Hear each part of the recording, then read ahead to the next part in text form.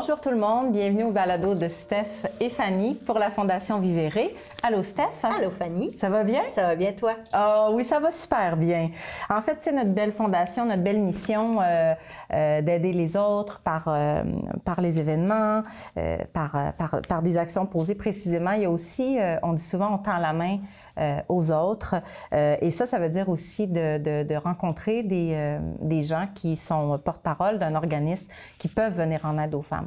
Parce qu'on, c'est intéressant de rappeler aussi qu'on n'est pas, moi je suis pas psychologue et pas thérapeute, notre rôle n'est pas ça du tout. Notre rôle est vraiment de vous aider à trouver en fait la ressource idéale pour vous dans le moment difficile que vous vivez. Puis on rappelle que ça peut être de se sentir seul. Tout à fait. Et surtout de se sentir seul. Parce que le plus grand message de la Fondation, en fait, c'est vous n'êtes plus seul. Donc, à partir du moment où on s'enlève cette pression-là d'être seul ou d'être seul à vivre un moment difficile, on dirait que ça devient plus léger. Puis on est là, on vous tend la main. Si vous ne savez pas où aller, où chercher de l'aide, il y a une multitude d'organismes, de groupes qui aident. Sur notre site Internet, d'ailleurs, il y a une page d'aide, un genre de bottin téléphonique de services offerts gratuitement au Québec. Oui. Donc, et selon votre région et tout ça. Donc, on fait ce qu'on peut, hein, nous, avec notre... Oui. On est dans la simplicité, toujours, dans l'amour, dans la bienveillance. C'est toujours fait avec le cœur. Si on se trompe, on recommence. Oui.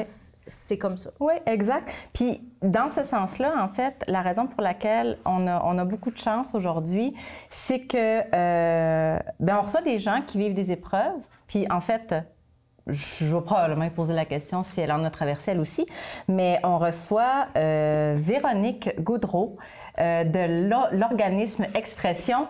Allô, Véro. Allô, Véro. Les filles. Est-ce que je peux t'appeler Véro? Certainement. Parce qu'on ne fera pas semblant qu'on ne s'est jamais rencontrés. Certainement. Merci de m'accueillir aujourd'hui ici. Bien, merci à toi. Je suis contente d'être là. Oui, vraiment. Je sais qu'on a un peu le même discours par rapport à ça. Il n'y a pas d'hasard que des beaux rendez-vous. Tu es une belle personne que j'ai rencontrée il y a quelques années et quand tu m'as dit que tu étais directrice de l'organisme Expression, bien, je les ai trouvés chanceux. Chanceux de t'avoir par ta douceur, par ton écoute, puis probablement par ta disponibilité à être bien disponible pour les personnes qui en ont besoin. Tu vas m'informer aujourd'hui, probablement en apprendre aussi à Stéphanie et à tous ceux qui nous regardent ou qui nous écoutent. Puis c'est ça qui est chouette, c'est que le podcast, ça peut être écouté à tout moment, en tout temps, puis n'importe où.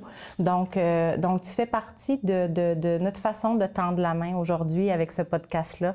On va parler plus de toi, mais ton rôle, mais aussi qu'est-ce que c'est Expression, en fait. Qu'est-ce que c'est Expression? Bien, écoutez, on commence par quoi? On commence par qui je suis ou... en fait, sais-tu quoi? Oui. C'est que te prêterais-tu au jeu qu'on fait habituellement pour ceux qu'on reçoit? Oui. En fait, la Fondation Vivere, qui veut dire vivre en italien, c'est une déclinaison de 3 mots, qui est vivre, vérité et rétablissement.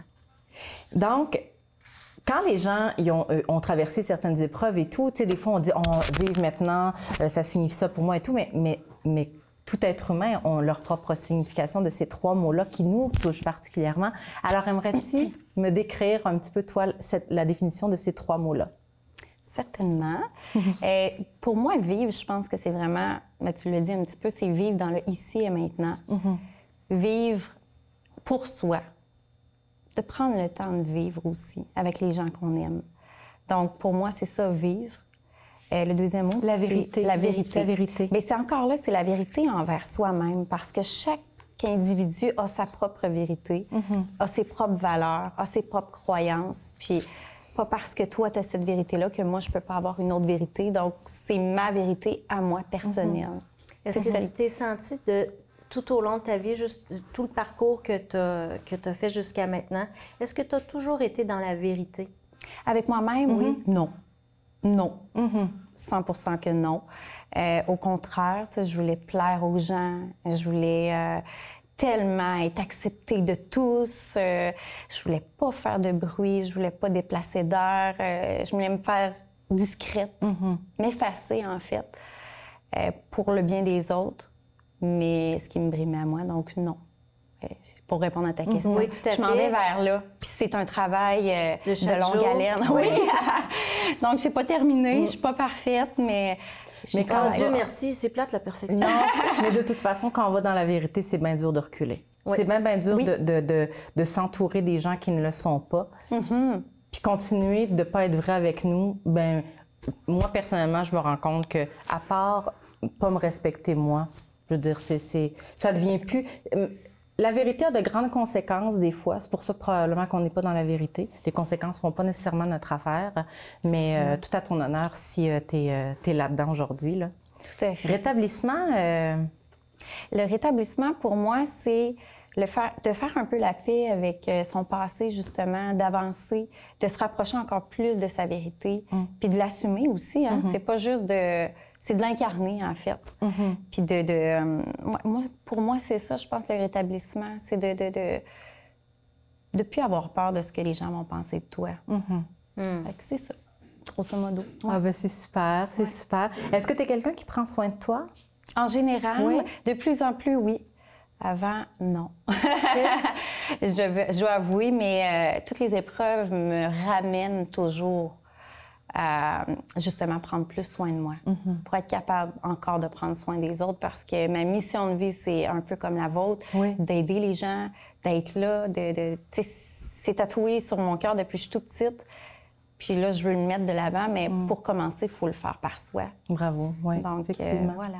Puis le fait de don de soi que tu fais chaque jour par ton travail, qu'est-ce que tu as vécu dans ta vie qui t'a donné la mission de faire ça? Parce que c'est sûr que tu as vécu quelque chose pour te donner autant. Je vais essayer de ne pas trop être émotive parce que je dois avouer que je me révèle rarement. Vous êtes privilégiés. Je veux dire comme ça parce que, à part mon chum, il y a peu de gens qui connaissent ma vie parce qu'un peu comme vous, souvent je vais être seule, je vais travailler seule dans l'ombre. Je veux pas que les gens s'inquiètent.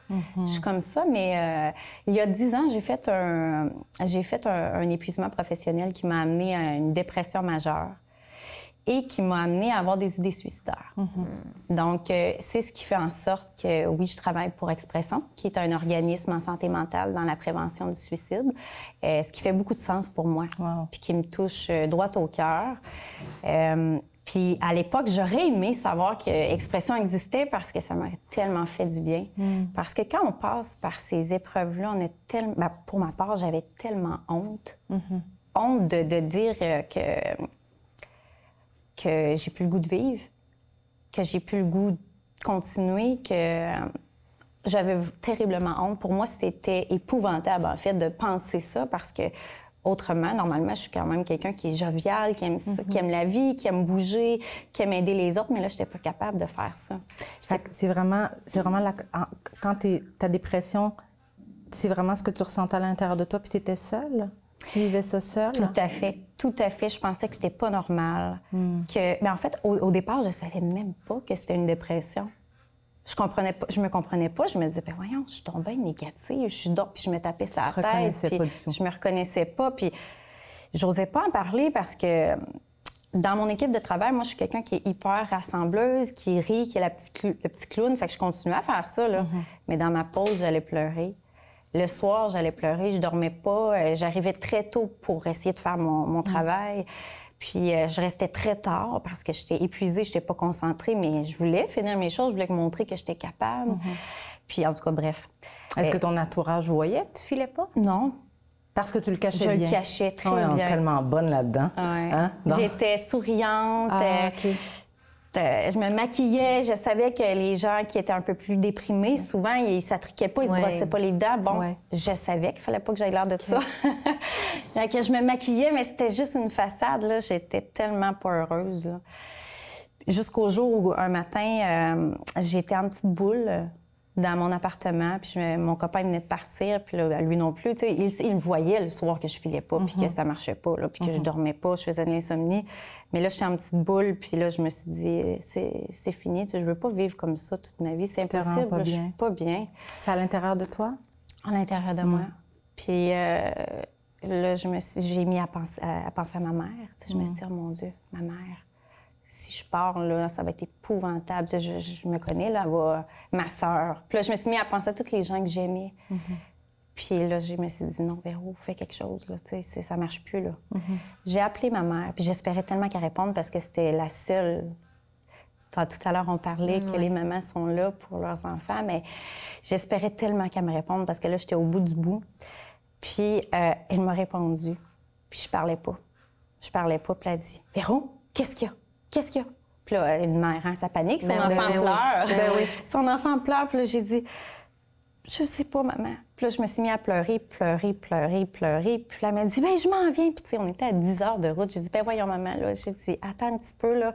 J'ai dit, je vais respirer. Puis juste le fait de t'en parler puis que tu sois là au bout de la ligne, ça fait toute la différence, tu sais. Fait que c'est à partir de ce moment-là que je me suis dit, c'est vrai que parler, ça fait la différence. Peu importe à qui. Ça peut être à notre mère. Moi, dans mon cas, j'avais tellement honte d'en parler à ma mère, à ma famille, que j'aurais aimé connaître cet organisme-là qui est gratuit, pour lequel je travaille aujourd'hui. Donc, voilà. Donc, le fait de parler à un parent, un proche, un ami, un organisme, à peu importe à qui, ça fait toute la différence. C'est le premier pas qui ouvre la porte vers leur établissement. Puis, c'est ça. Est-ce que tu dirais que tu vas bien aujourd'hui? Ah, mon Dieu, oui! Si j'avais pas pris la peine d'appeler cette journée-là, je sais pas où je serais, puis j'aurais pas eu mon beau bébé, j'aurais pas eu mon conjoint que j'aime, que j'adore, j'aurais pas eu mes amis avec qui je suis entourée, bref. Puis la vie que j'ai aujourd'hui est merveilleuse, donc, tu sais, c'est ça. Mais ça demande du courage. Ça demande du courage. Tu le dis, ça a été, j'espérais qu'elle réponde, j'espérais, tu sais, de la force que tu as à l'intérieur de toi, bien, probablement que tu sauras aussi. C'est ça, quand on vit quelque chose, je pense qu'on devient les meilleurs intervenants. Intervenants, du moins, des personnes placées pour avoir assez de compassion pour comprendre l'autre. C'est la même chose pour Stéphanie et moi, qui avons traversé des choses, puis on aurait pu rester avec nos histoires. Mais par un heureux hasard et une folle idée de juillet, une folle journée de juillet, de toute façon, c'est tellement intense, les deux filles, tu sais, mais reste quand même que il y a toujours quelque chose, du moins à l'intérieur de moi, qui fait que de comprendre quelqu'un qui souffre me met dans une position différente que si je l'avais pas vécu. Fait que moi, des fois, je remercie la vie de m'avoir fait traverser mes épreuves. Dirais-tu la même chose? 100%. Oui. Puis, tu sais, je suis pas en train de dire qu'il faut en chercher des épreuves. Non. Mais chaque épreuve m'a ramenée à qui j'étais vraiment, tu sais. Puis, elle m'a ramenée sur le bon chemin. Puis, c'est vraiment étrange, mais moi aussi, j'ai remercié chaque épreuve que j'ai eue dans ma vie. Puis, ça a été ma plus grosse au début, il y a 10 ans. En fait, ça fait 10 ans. Je suis capable de plus en pleurer, mais ça fait 8 ans, en fait, que j'ai toujours pleuré en disant aujourd'hui, je me trouve bonne. J'avoue que t'es super bonne. J'attends. Puis là, écoute, ça va. Écoute. Je pleure, là, je morve, donc je suis très fière d'être capable d'en parler. Fait que dans ton rétablissement, tu vas pouvoir cocher ça. Tu vas pouvoir dire, je suis capable de nommer maintenant. Puis on sait quand on pleure, c'est parce qu'il y a quelque chose de pas réglé. Peut-être que tu es rendu encore... justement à la finale de ce rétablissement-là, du moins. En tout cas, bravo. Puis tu sais maintenant que ça change la vie. Tout à fait. À chaque fois que tu réponds au téléphone. Oui. À chaque fois que tu aides une personne, tu le sais qu'ils ont composé en se disant « J'espère que quelqu'un va répondre. » Comment as-tu découvert Expression? C'est vraiment drôle parce que j'allais pas bien. J'ai eu aussi un cancer du col de l'utérus dernièrement, ça fait 3 ans. OK. Puis, j'ai dû aller chercher de l'aide. Là, je suis rendue meilleure. Je vais chercher de l'aide avant de tomber. Donc, je suis allée voir une travailleuse sociale, puis elle m'avait proposé une lecture qui s'appelle « On a le droit d'être malheureux ». Puis, ce livre-là, je ne sais pas si vous l'avez lu, mais il est merveilleux. Je le suggère à tout le monde. Ça met en lumière, en fait, la société d'aujourd'hui, le fait qu'il faut toujours être positif, il faut toujours être parfait, il faut toujours... des émotions, que ce soit négatif ou positif, il faut les vivre. Sinon, tôt ou tard, ils vont revenir, puis de plein fouet. Ah, absolument. Ah, on s'en sort pas. Ça, je la remercie tellement. Merci, elle s'appelle Audrey. Merci, Audrey. Merci de m'avoir proposé ce livre-là. Et dans ce livre-là, il proposait de s'engager pour une cause qui nous tient à cœur. Puis lui, Marc-André Dufour, cet auteur-là, et pour la prévention du suicide est vraiment proactif là-dessus. Puis là, je m'étais dit, je vais regarder dans ma région où que je pourrais m'inscrire. Puis je voyais, bon, y a-t-il un organisme justement en santé mentale, en prévention du suicide pour lequel je pourrais faire du bénévolat. Et j'ai trouvé Expression. Puis, de fil en aiguille, la directrice m'a approchée, elle m'a dit « Ah, tu sais, Véro, j'ai vu ton CV, puis je le trouve intéressant. J'aurais peut-être quelque chose à t'offrir, pas nécessairement dans ton implication, mais vraiment plus au niveau d'un travail. Fait qu'on s'est parlé, parle pas jase, puis finalement, elle m'a dit qu'elle allait prendre sa retraite. Elle dit « Est-ce que tu aimerais ça commencer par devenir coordonnatrice, puis ensuite peut-être me remplacer? » À la direction. À la direction. Et là, j'étais comme, mon Dieu, je n'étais pas dans le domaine du tout. Puis je me disais, pourquoi moi, tu sais? Puis après ça, je me suis mis à réfléchir. Je me suis dit, bien, ça fait quand même du sens, tu sais. Pourquoi moi, tu sais? Bref. Et finalement, j'ai accepté avec joie. Puis ça va faire 3 ans là, que je suis là. Puis j'adore mon travail. Puis ça fait tellement du sens dans ma vie actuellement. Ben oui. Mais je trouve que c'est tellement valorisant quand... Tu sais, honnêtement, je considère que j'ai une vie réussie, dans le sens que j'ai toujours fait ce qui me plaisait comme travail. J'ai toujours été contente de me lever le matin pour aller travailler. Non, la plupart du temps, je viens de penser à une vérité. Il y a eu 3 ans que j'ai pas vraiment aimé ça, me lever pour aller travailler. Je trouve qu'avec la fondation, là, je me couche le soir, puis j'ai l'impression qu'un peu je change le monde. Tu sais, la chanson de Sia qui dit mon Dieu, je veux que ma vie vale la peine, je veux changer un peu le monde, je veux être là, puis, tu sais, dire aux autres que si tu veux vraiment, je te tiens la main, puis on y va ensemble. Avec la fondation, je trouve tellement que ça m'accomplit dans, tu sais, juste le cœur, juste de dire, ben si je peux aider une personne, ma vie aura valu la peine d'être vécue pour ça, pour ce qu'on apporte à cette planète, tu sais, en tant qu'humain, aider d'autres humains, je trouve que ça fait du bien. Je trouve que ça donne une dose d'adrénaline qui... J'ai jamais pris de drogue, là. Mais moi, ça, c'est ma drogue. C'est ma drogue de voir le bonheur dans les yeux des autres ou l'impression que je peux changer un peu. Bien, choisir une dépendance, elle est quand même belle. Elle est belle, hein? Une belle dépendance à vouloir rendre les gens heureux. Fait que Expression, en fait, ce que je comprends, c'est une ligne d'écoute. Exactement.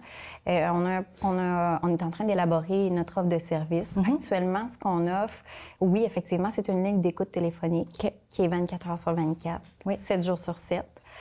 On offre aussi de la formation en écoute active pour monsieur et madame tout le monde. C'est vraiment on offre une formation qui est plus de façon introductive. Parce qu'on a une formation plus complète pour devenir bénévole chez nous. Mais on offre la formation, si je ne me trompe pas, c'est d'1h30 aux gens, aux entreprises, pour introduire l'écoute active au sein de leur milieu de travail ou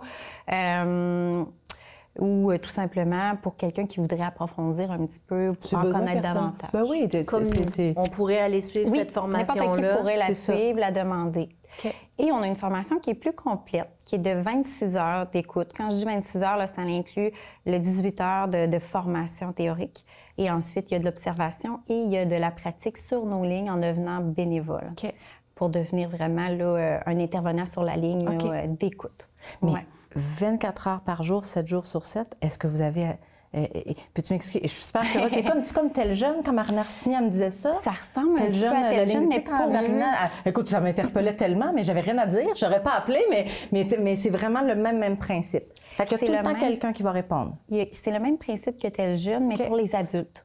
Donc, il y a différents centres d'écoute au Québec. Il y en a 24. Donc, il y en a beaucoup un peu partout là, qui couvrent le territoire du Québec.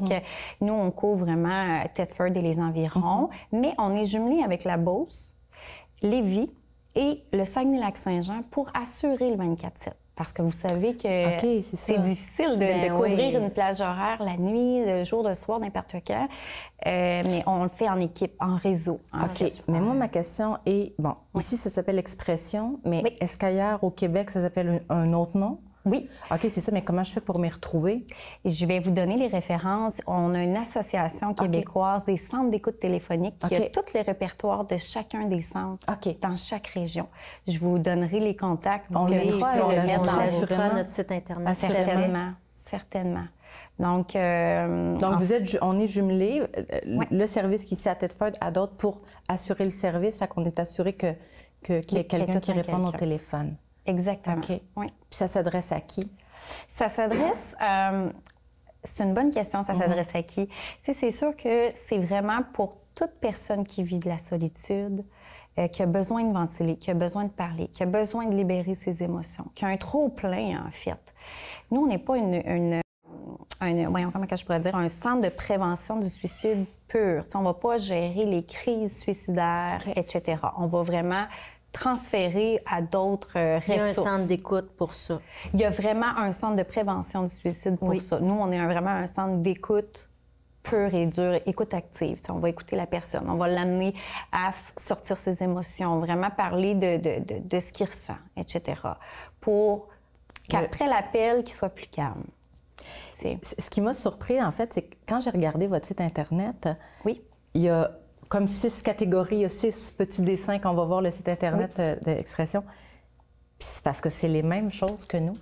C'est que ça soit de la solitude. Ça m'a vraiment frappée parce qu'encore là, il n'y a aucun hasard ici. Je me dis, on essaie le plus souvent de dire, tu n'as pas besoin d'avoir une dépendance, tu n'as pas besoin d'avoir... Mais tu peux aussi en avoir une. On les exclut pas.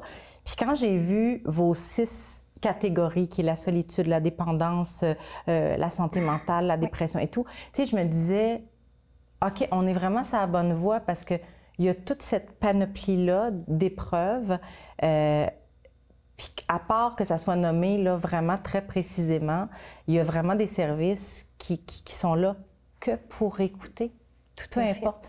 Quand tu vas pas bien, tu vas pas bien. Tout à fait. Puis des fois, on ne sait même pas pourquoi. Mais on peut-tu appeler, même si... On peut-tu juste dire « Allô, je ne vais pas bien ». Bien oui, certainement. Oui. C'est ça l'objectif.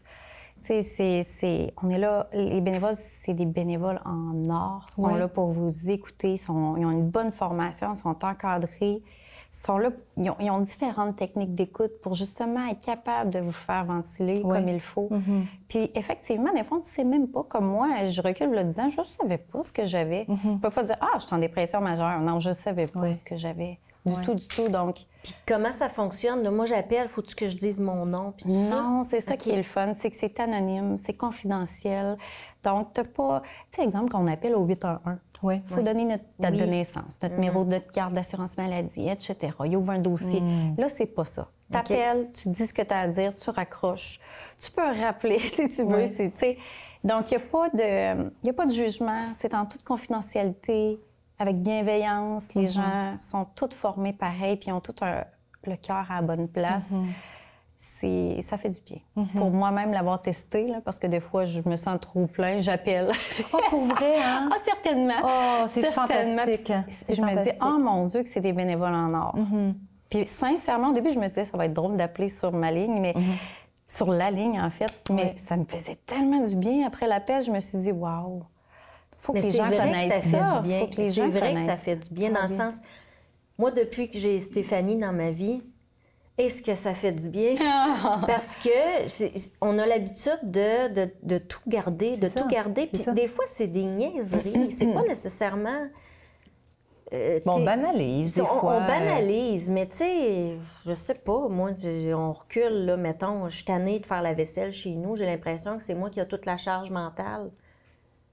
Bien, je vais me taire avec ça, là. Je ne vais pas le dire à personne, mais on l'oublie que souvent, cette charge mentale-là, elle nous oppresse.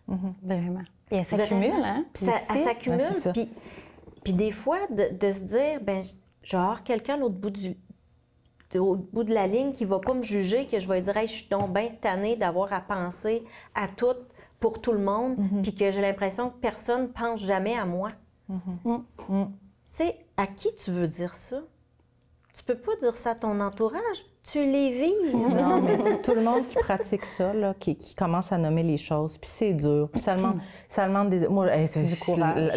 Une grande partie de ma vie, juste d'y penser, le dire à quelqu'un, c'était trop. C'est trop. Fait que c'est vraiment la première fois que tu le fais, puis tu le vois. Après ça, tu te pratiques. Puis ça, tiens, j'ai demandé de l'aide avant. Puis ce courage-là que ça demande, en fait, après...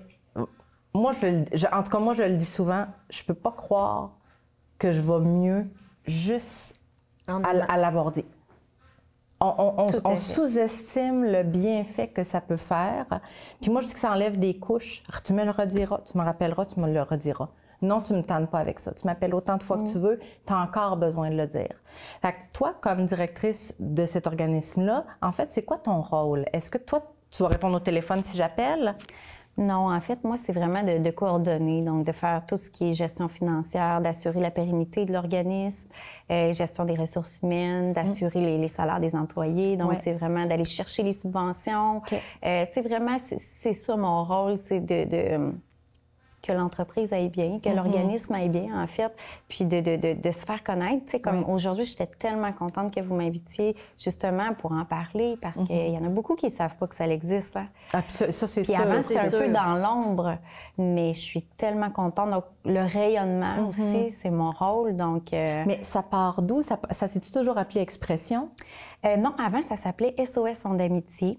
Ça a été changé en 2019, juste avant mon arrivée, c'est ça, oui. Okay. Donc, l'image de marque a été refaite. Puis là, maintenant, ça s'appelle Expression pour justement, tu sais, que ça soit un peu plus... Tu sais, SOS en amitié, des fois, tu te dis, oh bon Dieu, tu sais, il faut que je sois à l'article de la mort pour appeler. C'est ça. Mais c'est pas le cas. T'as pas besoin de... Non, parce que c'est suicidaires, là. Nous, dans la Fondation, c'est ce qu'on dit souvent, tu sais, on peut vous tendre la main pour les maladies qui n'ont pas de nom. Bien oui. Pour les souffrances qui n'ont pas de nom. Puis c'est ça, justement, des fois, le manque de liberté de s'exprimer. Donc, c'est génial. J'étais vraiment contente quand je t'ai rencontrée la première fois. De toute façon, je tombe en amour tout de suite avec toi. C'est sûr. Écoute, t'es tellement zen et lumineuse. Et tu sais, on sent qu'on peut avoir confiance en toi. Puis je te le dis sincèrement, tu es vraiment une personne qu'on sent qu'on peut parler, tout dire. T'es vraiment, ta place, c'est capoté. Là, ton X, toi, c'est comme ça. Pleurer, mais c'est vraiment gentil. Mais justement, on aurait aimé ça que tu pleures tantôt. Fait que là, on essaie, on se force. Comment tu n'as pas pleuré? On a un petit d'autres compliments, il y en a plein, des compliments. Non, mais c'est vrai, tu sais, c'est vraiment, c'est grande qualité-là. Tu sais, moi, j'aurais aimé le savoir. Quand j'étais dans le fond du gouffre, là, dans mon rétablissement, là, j'aurais aimé avoir une ligne d'écoute, mais j'étais tellement dans ma misère que j'allais même pas les chercher. Tu sais, c'est ça qu'on découvre, c'est que oui, il y en a beaucoup d'organismes, mais quand on est dans la misère, on les cherche pas, on sait pas où chercher, on sait pas... On voit ça comme une montagne aussi. Oui, le fait d'aller chercher de l'aide, on est comme, oh mon Dieu. Le jugement, d'abord. Le jugement des autres. Oui, puis on est une petite région. Oui. On veut pas, je voulais pas, moi, appeler au 811, dire bonjour, Stéphanie Donato, je me sens pas bien. Non, quand vient même que je changerais ma voix, je dis mon nom, ça marche pas, là. Exact. Non. Fait que SOS Ondes d'amitié, depuis quelle année ça existe? Ça existe depuis longtemps. Ça m'a surpris de voir. Quand j'ai commencé, j'étais en 1984. J'ai dit, comment ça qu'il n'y a personne qui le connaît? Bien, parce que j'ai commencé à travailler, puis les gens me disaient, c'est quoi ça? Qu'est-ce que ça fait? Qu'est-ce que ça mange en hiver? Puis je me suis dit, ouf, un gros travail à faire. C'était dans l'ombre, puis je pense qu'il faut que ça rayonne, il faut que ça sorte, il faut que les gens sachent que ça existe. Il faut qu'ils aillent chercher de l'aide, peu importe comment. Puis tu sais, je dis, oui, l'organisme est gratuit, mais tu sais, que de parler à un ami ou à un parent, ou ça peut faire la différence. Hein? Donc, bref. Mais oui, ça part d'une initiative des gens de Thetford, de Thetford, parce qu'il y en a un peu partout. Là, ça a été créé dans les années 80, dans les débuts des années 80, où il y avait une grande récession économique.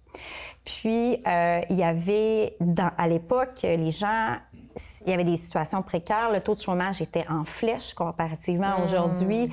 Les gens ne savaient pas s'ils allaient être capables de mettre du pain sur la table. Puis, ils ventilaient beaucoup, mais lorsqu'ils rencontraient leur médecin, souvent juste à l'hôpital. Ils ne comprenaient pas ce qui arrivait, puis bon, ils déballaient ça. Puis l'initiative est née de là, de se dire, bon, il y a beaucoup de souffrance présentement, il faut faire quelque chose, il faut se mobiliser. Puis si je ne me trompe pas, puis là, je ne veux pas dire n'importe quoi, mais c'est une initiative, ça a commencé avec les gens de l'hôpital qui faisaient du bénévolat pour une ligne à côté, pour vraiment parler, que les gens puissent appeler, que ce soit anonyme, puis qu'ils puissent ventiler, puis dire tout ce qu'ils ont sur le cœur, qui avaient peur de, justement, de pas être capable d'arriver, de pas faire, de pas survivre finalement.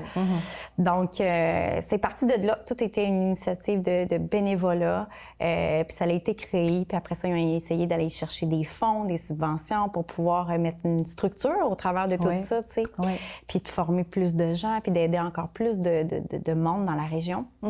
Donc, c'est ça a pris forme en 1984. Est-ce qu'il y a par hasard, je serais curieuse de voir, y a-t-il comme des statistiques qui prouvent que de parler, pas parler, ça fait du bien, mais est-ce que la ligne d'écoute, est-ce qu'il y a quelque chose ou quelqu'un qui dit, ben depuis la ligne d'écoute, je sais pas, moi, il y a moins de détresse ou il y a moins de... Est-ce que vous êtes capable de voir où vous faites une différence ou vous espérez faire une différence? Bien, on sait qu'il y a beaucoup de... Bien, selon les statistiques, je ne peux pas répondre à ta question principalement au niveau statistiquement parlant, je ne les ai pas. Je sais juste que nous, nos lignes sont pleines, à craquer. On a de la difficulté, il nous manque de bénévoles. Sincèrement, je pense qu'il y a un besoin, ça c'est sûr, parce qu'on ne fournit pas, là, juste pour vous dire. Puis j'ai une anecdote à vous raconter par rapport à ça, ça m'a fait penser. J'étais allée avec mon fils dernièrement, il y avait un rendez-vous chez le médecin pour un suivi, tout simplement. Puis avant, j'ai rencontré l'infirmière. Puis l'infirmière m'a dit... Elle m'a dit, « Oh, tu travailles où? Qu'est-ce que tu fais? » On jasait, en attendant qu'on déshabille le petit, puis tout ça. Puis elle me dit, j'ai dit, « Ah, je travaille pour Expression. » Elle a dit, « Oui, je connais. » Fait que là, je le regarde, puis je vois qu'il y a quelque chose qui se passe, là. Elle me dit, « Vous direz merci à vos bénévoles. » J'ai dit, « Ah oui? Pourquoi? » Elle dit, « À un moment dans ma vie, j'ai eu besoin de vous. Puis si c'était pas de vous, je serais pas ici aujourd'hui. » Fait que ça m'a tellement touchée. Puis là, je me suis dit, j'ai tellement hâte de le dire aux bénévoles, tu sais. C'est clair. Mais ça, c'est la paye. La paye, tu sais, de tous mes... Puis les bénévoles, c'est tellement un bénévolat qui est ingrat, dans le sens qu'on ne sait pas si la personne va bien aller. On raccroche, puis on attend. On ne sait pas, on espère. Oui, mais on s'en doute. On se doute, mais aussi, on sait qu'on a fait notre part. Du moins, on a fait notre part, parce que du bénévolat, c'est comme... c'est vraiment un don de soi, là. C'est vraiment un don de soi. Mais là, si vous manquez de monde, si par exemple, bon, il y a la formation, mais est-ce qu'on doit avoir des qualités prédominantes pour être bénévole avec vous? Certainement. C'est sûr que dans un premier temps, il faut être quand même au niveau psychologique. C'est sûr qu'il faut être quand même dans une bonne santé psychologique, on va le dire comme ça. Il y a des tests qui vont être passés? Ou... non, pas nécessairement. Il faut se sentir apte à être capable d'aider les autres avant. C'est sûr que ça peut fluctuer, puis ça, c'est tout à fait normal. On peut vivre des choses ponctuellement, puis ça nous ramène un peu plus bas, puis c'est normal. Ça fait partie de la vie. Rendu là, on prend seulement une pause de l'écoute, puis on continue plus tard. C'est pas grave. Mais quand on vient pour s'inscrire comme bénévole, il faut être apte. Premièrement, puis deuxièmement, c'est sûr qu'on demande de ne pas avoir de dossier criminel, bien entendu. Puis on demande aussi d'avoir une empathie, puis une écoute un petit peu naturelle. Parce que, bon, ou du moins de vouloir l'améliorer. Donc, puis après ça, il y a tellement une belle formation puis un encadrement qui font en sorte que les gens sont... Je veux dire, c'est pas parfait, mais ils la pratiquent à chaque jour, puis ils deviennent excellents là, au niveau de l'écoute active avec les techniques, les différentes techniques qu'ils utilisent. Donc, ils sont bien encadrés aussi, puis il y a des formations continues, il y en a 2 à 3, et même ils ont du coaching. Ils sont très bien supportés, là, nos bénévoles, pour faire leur implication. Puis de la façon que ça fonctionne, quand tu deviens bénévole, c'est-tu un transfert de ligne? Est-ce que toi, le bénévole doit se rendre à un endroit pour répondre au téléphone? C'était une bonne question. ce qui est intéressant avec cette implication-là, c'est qu'on peut le faire dans le confort de notre foyer, en pantoufles. C'est juste qu'il faut avoir une pièce fermée, que le chat ne peut pas déranger, le chien ne peut pas déranger, que les enfants. Vraiment une pièce fermée parce que, bon, on ne veut pas que quelqu'un en détresse t'appelle puis que le chat il miaule puis que, bon, tu perdes le fil. C'est ça l'idée. Mais oui, on peut le faire à la maison maintenant depuis la pandémie.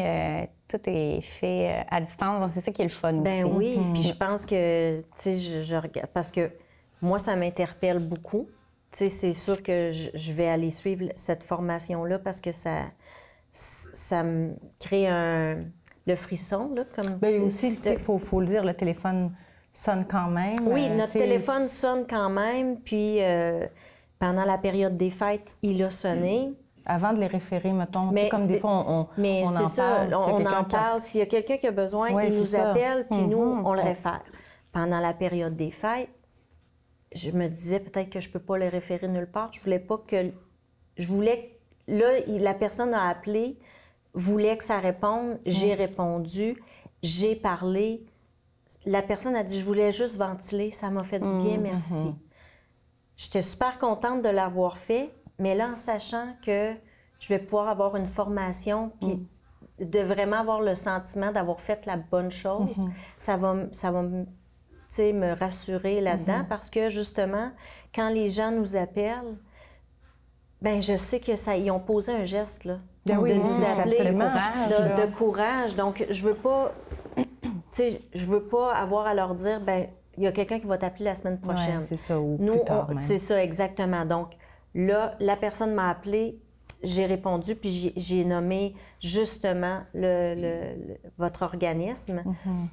Puis j'imagine qu'elle vous a appelé, mais dans cette première heure-là, elle avait besoin de ventiler.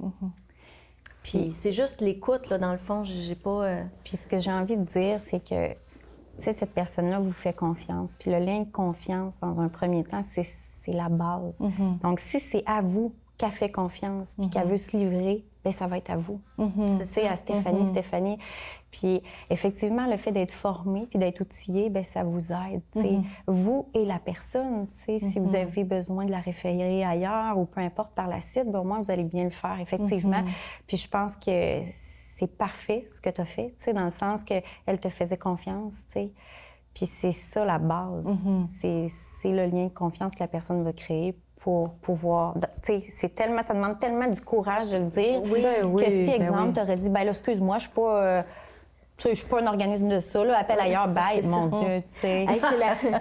On est le 27, là, c'est fermé, bye. C'est tout à ton honneur d'avoir répondu puis d'avoir pris le temps, vraiment. Tu vois, moi, je trouve que dans mon rétablissement, dans le fait que j'ai eu une deuxième chance de vivre, je veux que ma vie veuille dire quelque chose. Je veux faire la différence, je veux être plus grande que moi. Tu comprends, dans le sens de dire, je veux pas juste... Je suis une personnalité comme ça, j'aime ça aider, puis là, j'ai l'occasion de le faire. Fait que, tu sais, elle m'a fait autant de bien, je pense que peut-être que je lui ai fait du bien, parce que moi, je me suis couchée le soir, puis j'ai fait, ben, peut-être qu'elle se sent un peu mieux. Fait que c'est ça. Fait que on a fait la fondation pour ça aussi. Pour ça aussi, puis pas... Des fois, je me dis, tu sais, la vraie vérité, là, tu sais, moi, j'ai appris rapidement... suite à ma dépendance à l'alcool, en fait, qu'une façon de se rétablir, c'est vraiment d'aider une autre personne. La Fondation, c'est pour ça. Puis c'est pour ça que Expression m'interpelle beaucoup, parce que je me dis, on a toute notre façon de se rétablir. C'est facile de rester dans notre propre souffrance, puis de rester là-dedans. Mais quand on arrête, puis on regarde, puis on tend la main à quelqu'un, puis on écoute, on va être surpris de dire... Je suis sortie de ma souffrance 2, 3, 5, 10 minutes, 1 heure, puis je suis correcte, puis je vais à la limite un petit peu mieux. Fait que quand on aide quelqu'un, ben on continue nous-mêmes de se rétablir, puis je trouve que c'est vraiment... je serais surprise de voir ceux qui ont traversé certaines choses, puis qui le font aussi, pour continuer de grandir, pour continuer à l'intérieur de nous, de faire œuvre utile aussi, puis de dire, ben écoute, il y a des... c'est donné au suivant. C'est donné au suivant. C'est depuis que je connais ça, donner à un autre, soit en tant que marraine ou avec la Fondation, ou j'en ai vraiment fait ma mission. Ça équivaut à... C'est comme un cadeau. C'est comme c'est fou parce que les gens nous remercient, mais moi, je les remercie parce que si toi, tu étais pas assise devant nous à en parler, bien, c'est comme si je serais pas encore en train d'apprendre, encore en train d'apprendre à te connaître, donc d'avoir de l'empathie, d'avoir de la compassion, d'avoir un intérêt vers des êtres humains. Tu sais, c'est comme quand tu vois ça de cet œil-là, moi, je trouve ça assez beau. Là, je trouve ça assez beau, donner, écouter l'autre. Et puis c'est pas dur. Souvent, là, ce qui est dur, là, c'est d'arrêter. Serais-tu d'accord avec ça, que les gens, ils s'arrêtent pas pour s'écouter? Puis s'ils s'arrêtaient, peut-être les lignes seraient moins bondées.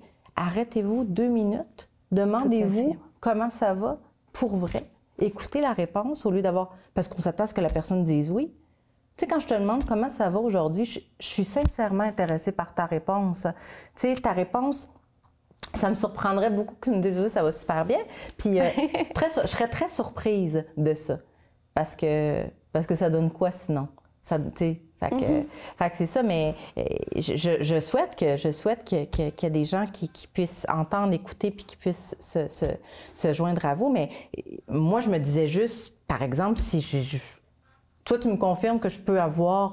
Parce que c'est ça, on dirait que des fois, notre problème n'est pas assez grand. On dirait qu'on pense qu'on va déranger quelqu'un. On va... ça se fait-tu, nous donner comme des... Tu sais, je ne veux pas rentrer dans l'intimité des gens, mais par exemple, quelqu'un qui a appelé ou vous avez pu guider ou as-tu comme des anecdotes ou des exemples? Hey, ça peut tellement être un peu n'importe quoi. Je vous donne un exemple là, qu'on utilise en formation. Ah oui. C'est une dame qui appelait régulièrement parce qu'elle avait perdu son mari quelques années auparavant. Puis elle nous a appelé un matin. Elle faisait toujours sa sauce à spaghetti avec lui. À chaque automne, elle faisait sa petite sauce à spaghetti. Puis là, cette année, il n'était pas là. Donc là, elle nous a appelé pour se confier qu'elle l'avait fait toute seule, puis qu'elle était fière, puis qu'elle était contente. Puis... Mais c'est ça, elle avait pas son conjoint pour le partager, donc elle avait envie de nous le dire. Puis c'est correct, c'est bien correct. C'était pas parce qu'elle était en crise suicidaire, là, c'est qu'elle se sentait seule, mais qu'elle avait envie de partager ce moment-là, qui était beaucoup rempli un peu de tristesse, de nostalgie, mais qu'elle avait envie de le partager. C'est tout. Ça peut être aussi banal que ça. Ben, ça lui a fait du bien? Ben oui, j'imagine. J'écoutais une émission, puis la femme appelait au 911 parce qu'elle se sentait seule. Elle voulait parler à la personne du 911, puis malheureusement, tu peux pas appeler au 911 pour jaser. Non. Mais là, peut nous appeler. On peut vous appeler. Oui. As-tu déjà répondu au téléphone? As-tu déjà fait... Oui. Moi, j'ai fait ma formation, j'ai commencé mon implication, puis je vais en refaire davantage. C'est sûr qu'avec le petit bébé puis tout ça, j'avais un peu moins de temps, mais oui. Puis tu sais, c'est vraiment... Il y en a beaucoup que ça peut être du partage du quotidien, qui ont besoin, tu sais, sont isolés, sont seuls, c'est triste, mais ils n'ont personne à qui parler. Puis ça fait partie de leurs besoins. De communiquer avec quelqu'un d'autre, de savoir qu'il y a quelqu'un au bout de la ligne qui les écoute. Puis ça fait toute la différence. Puis ils vont dire, bon, bien aujourd'hui, je suis allée chercher, exemple, je suis allée chercher de l'eau à la source, puis je suis revenue. Puis étrangement, selon les statistiques, il y a quand même beaucoup plus d'hommes qui se suicident que de femmes, parce que les femmes ont tendance à parler un peu plus. Selon les statistiques, bien, il y a quand même beaucoup d'hommes qui appellent sur nos lignes, étant donné que c'est anonyme, c'est confidentiel, beaucoup de femmes aussi, mais il y a quand même beaucoup d'hommes. Et puis, on est très fiers d'eux, dans le sens que c'est super. Là. Donc, voilà. Donc, ça peut être aussi banal que ça, mais ça peut être aussi que tu vis un gros moment de stress, tu as vécu quelque chose d'intense, puis que tu as besoin de ventiler parce que toute ta famille est dans le même exemple. Je sais pas, moi, vous apprenez une nouvelle que quelqu'un dans votre famille proche a le cancer. Bien, tu n'iras pas parler puis pleurer sur l'épaule nécessairement de celui qui a le cancer, tu sais. Donc... qu'est-ce qu'on fait? Bien, on n'en parle pas d'habitude. On n'en parle pas. On garde tout ça pour nous. Parce qu'on se dit, elle vit quelque chose de bien plus difficile que moi. C'est ça, fait que là, j'ai pas le droit de ressentir quelque chose. Ça, c'est fou, il faut arrêter ça. Faut arrêter ça. Comment qu'on peut faire? Mettons, là, tous, on est 3, là, on est 3 filles, là. Qu'est-ce qu'on peut faire? Premièrement, il faut arrêter de se dire que, bien, il y en a qui n'ont pas la santé, fait qu'il faudrait que je sois contente. Non. Ça, il faut arrêter de faire ça. Il faut arrêter de se comparer avec le pire du pire. C'est ça. Exactement. Parce qu'on fait tout ça. Hey, là, j'ai la chance, là, je suis en santé. Oui, on a la chance, moi surtout, j'ai la chance d'être en santé, mais j'ai le droit d'avoir mes journées pout-pout, là, où ça me tente pas, là, puis que... Puis, tu sais, le fait d'en parler puis de sortir ça, tes émotions un peu plus négatives-là qui est catégorisée par la société, bien, ça laisse place à d'autres émotions, ça laisse place à autre chose. Donc, c'est faux de dire qu'il faut garder tout ça en dedans puis qu'il faut se taire. Tu sais, on emmagasine des choses qui ne devraient pas être emmagasinées. Qui devraient pas être emmagasinées parce qu'un jour ou l'autre, ça va devenir une grosse boule puis ça va péter. T'sais, on va faire une dépression, anxiété généralisée, etc. Donc, c'est important. Je me permets de faire un aparté? Oui. Tu nous as parlé que tu avais eu un cancer. Est-ce que ça va bien maintenant? Oui, tout est réglé. Ça s'est réglé. Bien, en fait, c'est là que qu'on s'est rencontrés. Oui. Je sais pas si tu te souviens. Bien, je me rappelle très bien. Ah oui, donc, je me rappelle très bien. C'était un moment stressant parce que je pensais que j'allais pas pouvoir avoir d'enfant, etc. Puis finalement, bon, il m'a enlevé une partie du col de l'utérus. Il m'a enlevé aussi, bien, je pense que c'est vraiment par prévention. Il m'a enlevé aussi des je me souviens plus comment ça s'appelle, des glandes, là, au niveau des... Donc, puis après ça, bien, ils m'ont dit que tout était beau. J'avais un chirurgien qui était extraordinaire. Puis maintenant, j'ai eu mon petit bébé. Tout est beau. Fantastique, je suis super contente. Vraiment contente, oui. Ah, c'est vraiment la santé, c'est vraiment... Tu sais, reste quand même que c'est ça. Puis, tu sais, quand on parlait tantôt d'accumuler, puis, tu sais, souvent, tu sais, on le dit, on passe vite sur la façon dont on s'est rétabli, Stéphanie et moi. Puis je pense que moi, c'est important, puis c'est ce que je vais continuer à dire, c'est que, bien, en fait, la raison pour laquelle je vais mieux aujourd'hui, c'est que j'ai tellement pas parlé, mais j'ai pleuré pendant 3 mois. J'ai hurlé de douleur pendant 3 mois. Fait que quand quelqu'un se tait, quand quelqu'un veut pas nommer, ben je dis, fais-le pour toi parce que, sérieux, moi, je souhaite pas ça à personne. Cette descente-là, là, qui descend si bas que ton corps décide de lâcher, là, parce que tu as banalisé, parce que tu ne te donnais pas le droit, parce que tu n'as pas mis des limites ou tu n'as pas trouvé que tu étais assez importante pour le dire, ben ça fait ça. Puis ça, ben peut-être que si, justement, on avait pris la peine d'appeler, peut-être qu'on ne se serait pas rendu si bas. Peut-être qu'on aurait été capable de laisser aller un peu le presto, là, tu sais, juste tout à fait. un petit peu, parce que quand on a cassé, on a cassé solide. Tu sais, moi, quand j'ai cassé, j'aurais pas pu faire un appel. Non. J'étais rendue trop loin. J'étais rendue trop loin. Mon corps, il n'y avait même plus la force de dire je vais prendre un numéro de téléphone. Tu sais, j'étais une flaque à terre. Mais dans tous les cas, faut vider ce qu'on a à l'intérieur de nous. Certainement. Moi, ça a été des pleurs, des cris, mais c'est aussi parler. C'est parce que j'ai pas parlé, c'est parce que j'ai pas pleuré, c'est parce qu'on n'a pas... T'as pas vécu tes émotions. Moi, ce que j'en conclus, c'est que peu importe le rétablissement, il faut que ça sorte. Ah, certainement. C'est comme vous êtes une offre qui est essentielle. Qui est essentielle. Quand tu y penses, tu te dis, si moi, je peux m'éviter ça, par amour pour moi, mais il faut aussi retourner à la base, il faut aussi que tu aies de l'amour pour soi. Ça, c'est un autre dossier. Il fallait commencer à la... C'est ça, il faut recommencer à la base. Oui. Mais une fois que tu es allé à la base, puis tu as refait ce cheminement-là, bien, moi, je pense que c'est si on le gardait pour nous. Si tu n'avais pas l'ouverture, puis je pense que tu t'es même pas levé ce matin en disant, moi, je vais vraiment parler de mon cheminement ce matin. Ah non! C'est ça. Tu l'as fait. Tu vois? Pourquoi tu l'as fait? Probablement parce que tu vas inspirer quelqu'un, probablement parce que sans le savoir, moi, ça me touche vraiment. Un, je m'en attendais pas que tu es là. Puis 2, je pense que les gens vont peut-être se rappeler de toi par cette ouverture-là aussi que tu as eue.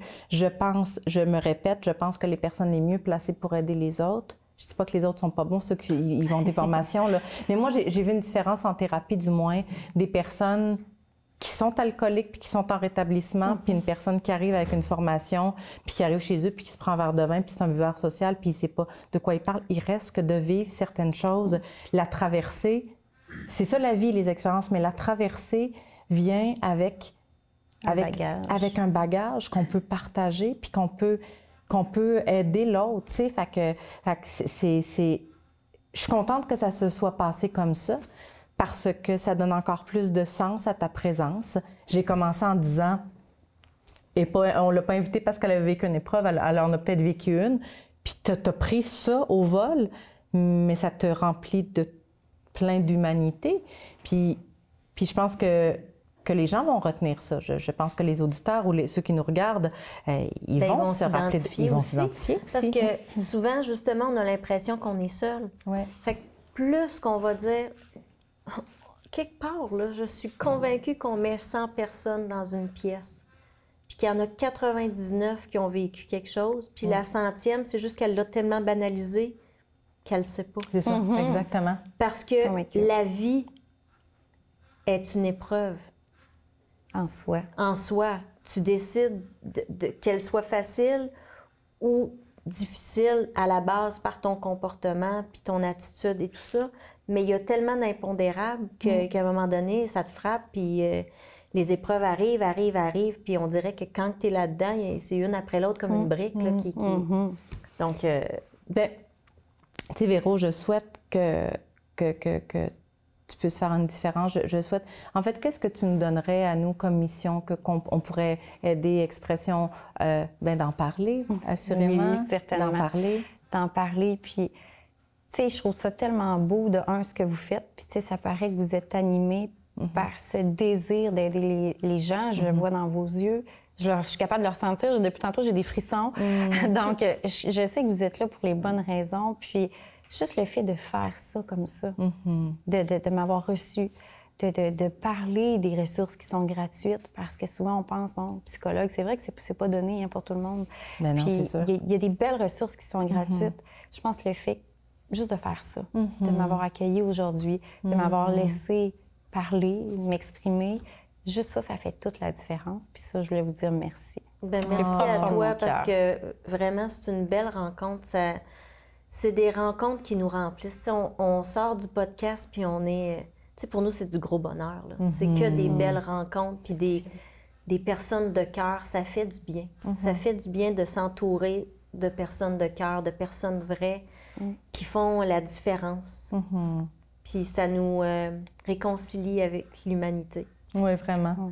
Fait que bravo pour ça. Bravo de faire la différence dans la vie des gens, de t'être choisi, parce que si tu n'avais pas choisi de lire ce fameux livre-là, en fait, tout ça vient du fameux appel à ta mère, puis qui t'a fait lire un livre et tout. Tu ne serais pas là, mais comme on le sait, il n'y a pas de hasard. Tu es une belle rencontre. Tu resteras une personne que je vais adorer côtoyer. Puis je suis certaine qu'on va faire des projets en collaboration. Ça, c'est sûr. Du moins, c'est sûr. Améliorer, apprendre comment faire de l'écoute active. Alors, merci de ta présence. Je souhaite que les gens partagent ce balado. S'il y a un site aussi, on pourra le mettre sur votre page Facebook, votre site Internet. Aussi, cette rencontre-là, ça pourrait être chouette. Oui, puis ceux qui veulent s'impliquer aussi auprès de notre organisme, sur notre site Web, il y a un formulaire que vous pouvez compléter. Donc, vous avez juste, je pense que je vais vous envoyer le petit lien pour que vous puissiez le mettre. Oui, tout à fait. Il va apparaître même au bas de l'écran. Comme ça, les gens vont pouvoir, en le regardant, aller s'inscrire ou appeler. Oui, certainement. Si vous avez besoin d'être écouté, vous pouvez nous appeler. On a les 2 numéros, autant administratifs que vous pouvez nous rejoindre, ou le numéro de la ligne directement. Mais il y a, comme je disais tout à l'heure, il y a 24 centres au Québec. Je vais vous donner aussi le lien pour que les gens puissent trouver peut-être un centre qui est plus près de chez eux, s'ils veulent s'impliquer, s'ils veulent appeler. Voilà. Puis pour ceux qui nous écoutent sur Spotify, peut-être dire le numéro de téléphone. Oui, c'est le 418-338-3933. Ça, c'est pour l'administration. Et pour la ligne d'écoute, le 418-338-5522. Merveilleux. Ah, c'est fantastique. Et nous, de notre côté, la Fondation a son site Internet. www.fondationvivere.ca. Puis, en fait, c'est vraiment bien fait.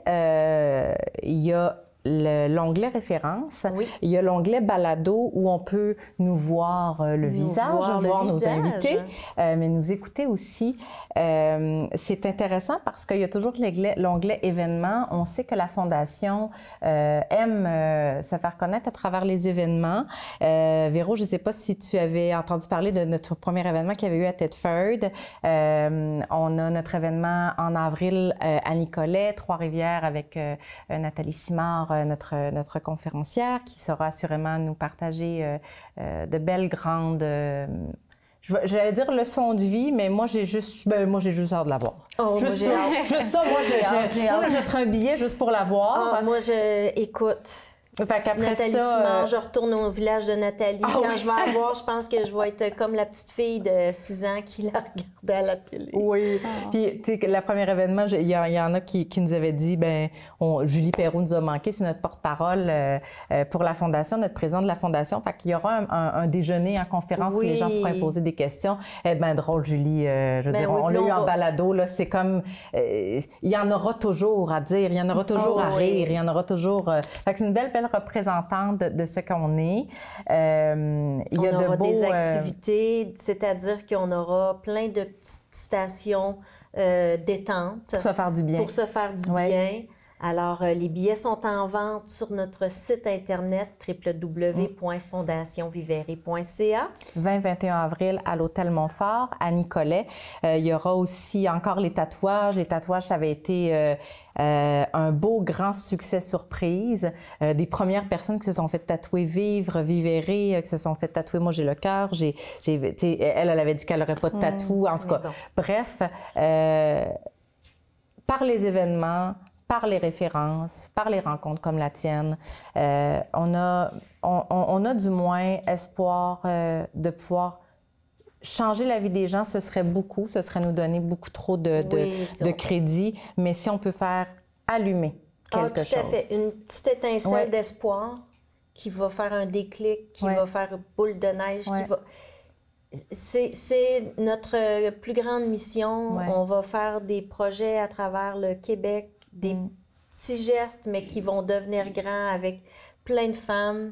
On a tous nos articles promotionnels avec notre logo qu'on a fait volontairement énorme. C'est parfait!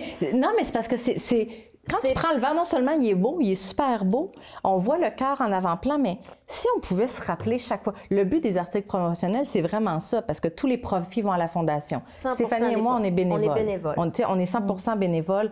On a eu la friperie. Il y a la friperie Vivere ici aussi. On a donné nos vêtements. Les deux, Stéphanie, Julie, j'avais une autre femme aussi qui avait donné des vêtements. Tous les sous ont été à la Fondation, 2200 $ à la Fondation.